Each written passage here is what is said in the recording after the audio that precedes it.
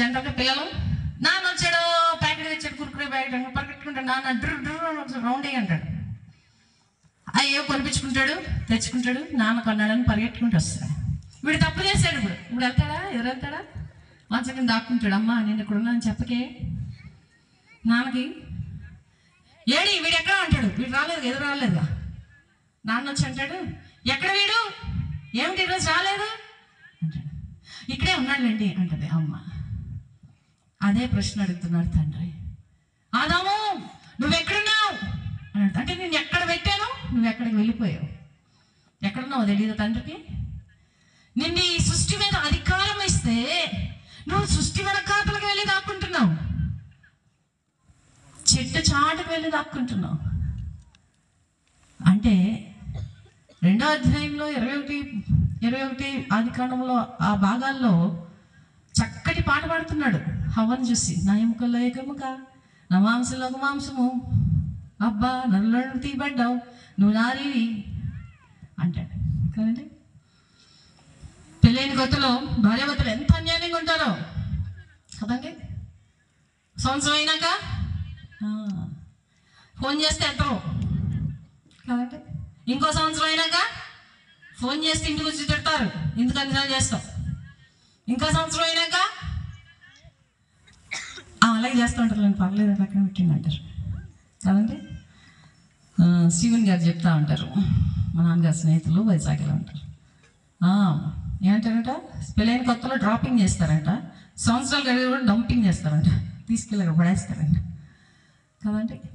ఇక్కడ అంత చక్కగా పాట పాడి అంతగా మెచ్చుకున్న ఆ స్త్రీని ఎప్పుడైతే పాపము ప్రవేశించిందో తన హృదయంలోని అంటున్నాడు, ఇదిగో నీవిచ్చేవే ఈ స్త్రీని బట్టియే నేను అయ్యా తప్పైపోయిందయ్యా, ఆమె అక్కడ ఉన్నప్పుడు నేను ఏదో పని చేస్తూ ఉండిపోయినయ్యా, నేను చూసుకోలేదయ్యా అని అంటలే. ఏమంటుంది, ఇది భలే బాగుంది. నన్ను అంటారేంటండి, ఆమె ఎవరో వచ్చి నన్ను మోసం చేస్తుంటే వాడెవడో వచ్చాడు అని అపవాది మీద. చూడండి జంటలుగా ఎవరైనా తప్పు చేస్తున్న వాళ్ళని ఎలా తాగేమంటే నేనెందుకు తాగే అంటాడు కదా, నేనెందుకు తాగాను అంటాడు వాడు. నీ తాగడం మాంతావు లేదో నీ మీద ఒట్టు, రేపు నేను తాగను అంటాడు. అది రేపు ప్రతిరోజు చెప్తాడు అన్నమాట, ప్రతిరోజు అదే మాట కదండి. అంటే పాపంలో ఉన్నవాడు ఎదుటి మట్టి మీద ఆ పాపాన్ని నెట్టివేస్తాడు. అలాగ దేవుణ్ణి నిందిస్తూ ఉంటారు. నీవిచ్చిన ఈ స్త్రీ అంటున్నాడు, దేవుణ్ణి నిందిస్తున్నాడు. దేవుణ్ణి నిందించి మనము బ్రతకగలమా? ఒక సునామీనే తట్టుకోలేము, ఒక భూకంపానే తట్టుకోలేము, ఒక వాన వస్తేనే తట్టుకోలేము, సృష్టి మన మీద తిరుగుబడితే తట్టుకోలేము. సృష్టికర్త ఆయన గట్టిగా ఊపిరి పిలిస్తే ఏమవుతుందంటే ఏం కనబడుతుందంట, సముద్రంలాగా కదండి. ఆయన అంటున్నాడు, అప్పుడు దేవుడు పాపమునకు శిక్ష కావాలి, ఆయన న్యాయవంతుడు కదా, పంపించేశాడు, నువ్వు బయటికి వెళ్ళిపోండి, వాళ్ళకి తెలియాలి. కానీ న్యాయవంతుడు వాళ్ళు ముందే మాట్లాడుకున్నారు కదా, కాంట్రాక్ట్, తండ్రి కుమార పరిశుద్ధాత్మ వీడు తప్పు చేస్తాడయ్యా, కాంట్రాక్ట్ ఉంది అక్కడ, ఆయన పంపించేశారు. అందుకే 3వ అధ్యాయంలో 16-17 వచనాల్లో దేవుడు మానవుని శపిస్తాడు, స్త్రీని శపిస్తాడు, నువ్వు ప్రసవ వేదన మీ వేదన ఎక్కువ చేస్తాను, నరుని శపిస్తాడు, మానవుని పురుషుని శపిస్తాడు, నువ్వు కష్టపడి దున్నుతావు, నీ కుటుంబాన్ని పోషించుకుంటావు, నీ వల్ల నేల శపింపబడుతుంది. అందుకే నేలను సదును చేసి ఆ గచ్చపళ్ళు అవన్నీ తీసి అప్పుడు పంట పండించుకోవాలి, మన కొరకు రెడీగా ఉండదు. అది మనిషి వల్ల నేల కూడా శపించబడింది, అపవాదిని శపిస్తాడు. ఇదిగో నీ సంతానముతో స్త్రీ సంతానముకు వైరము, ఒకే ఒక వాగ్దానం. ప్రేమామయుడు ఆయన ఏం చేస్తున్నాడు, అదే 3వ అధ్యాయం 20-21 వచనాలకు వచ్చేసరికి ఆదికాండంలో ఆయన ఒక పశువుని వధించి చర్మపు చొక్కాను తొలగించినాడు. మనం సిగ్గుతో తన పిల్లలు తల దించుకుంటూ ఉంటే ఆయన చూడలేడు. అందుకే పశువుని వధించి ఏం చేశాడంటండి, ఒక చొక్కాని చేసి అక్కడ రక్తము చిందించి మన కొరకు వస్త్రాన్ని కప్పాడు. ప్రియమైన వాళ్ళారా, మనిషిని చేసిన దగ్గర నుండి ఇప్పటి వరకు కూడా దేవుడు మనిషిని విడిచిపెట్టలే. మనమే మన దేవుడిని విడిచిపెట్టేసాం.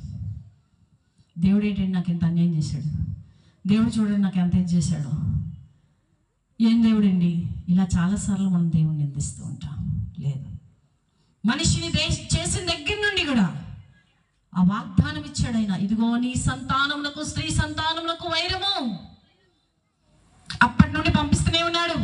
నీతిమంతులను పంపించాడు, నోవాహును పంపించాడు, వెళ్ళు నా ప్రేమను గురించి వాడికి చెప్పు. ఇదిగో నాయకులను పంపించాడు, న్యాయాధిపతులను పంపించాడు, రాజులను పంపించాడు, ప్రవక్తల్ని పంపించాడు.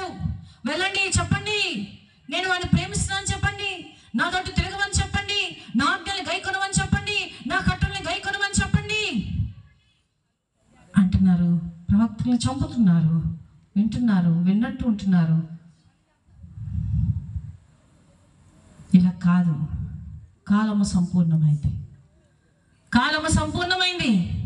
ఒక సమయం వచ్చింది, ఇక లాభం లేదు. తండ్రి నేను వెళ్తాను, త్వరగా వెళ్ళు, టైం అయింది,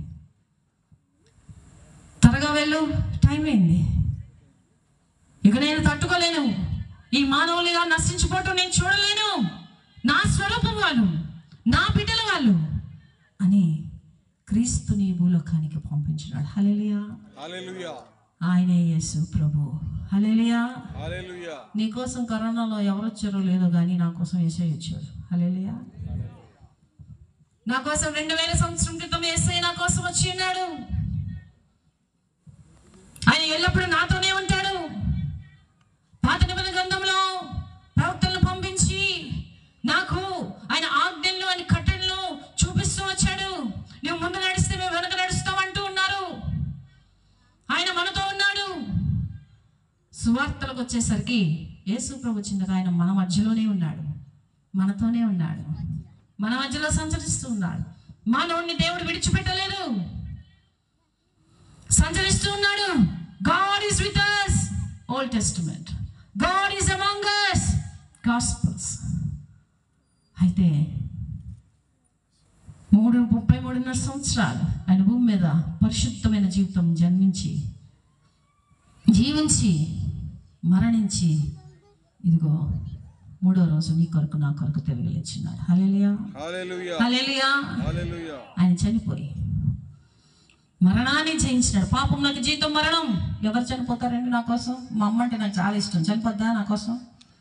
మా నాన్న చాలా పాటలు రాస్తాడు. నాకు చచ్చిపోతావా నాన్న అంటే ఏమంటాడు? ఓయ్ నేను రాజుబాబు నేను చచ్చిపోను అంటాడు.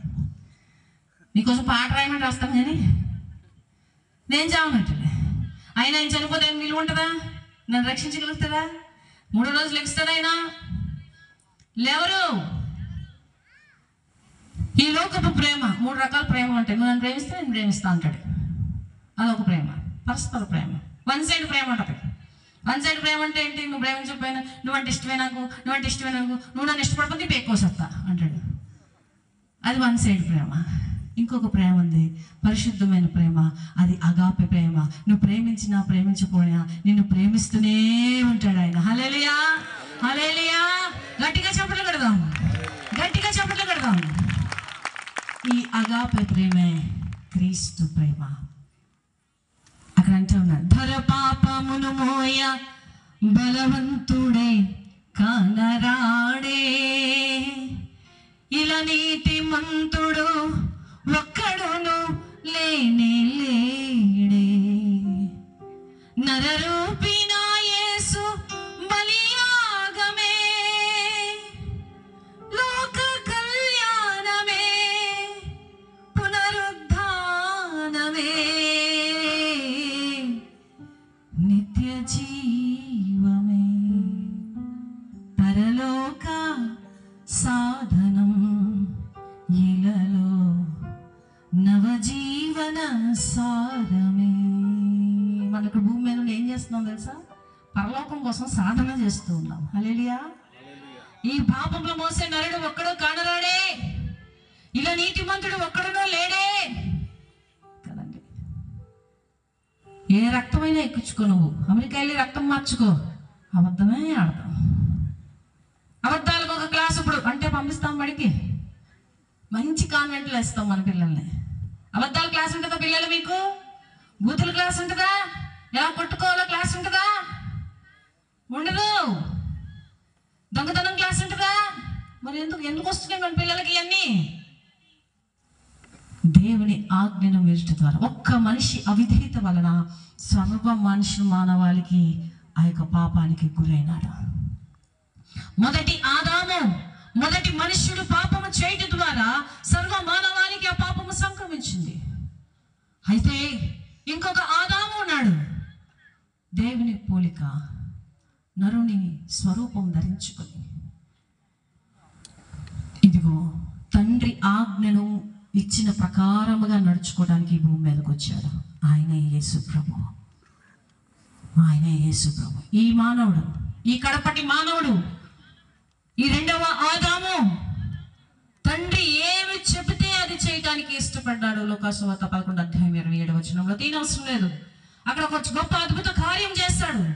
దయ్యంలో వెళ్ళగొట్టినప్పుడు ఒక స్త్రీ వచ్చి యేసు ప్రభుని పొగుడుతూ ఉంటుంది, అయ్యా నువ్వెంత గొప్పవాడివయ్యా అంటే, అవును కానీ ఇదిగో తండ్రి చిత్తము చేసి దాని ప్రకారముగా నడుచుకున్నవాడు, మరి నేను అద్భుతం చేయడం పెద్ద విషయం కాదు.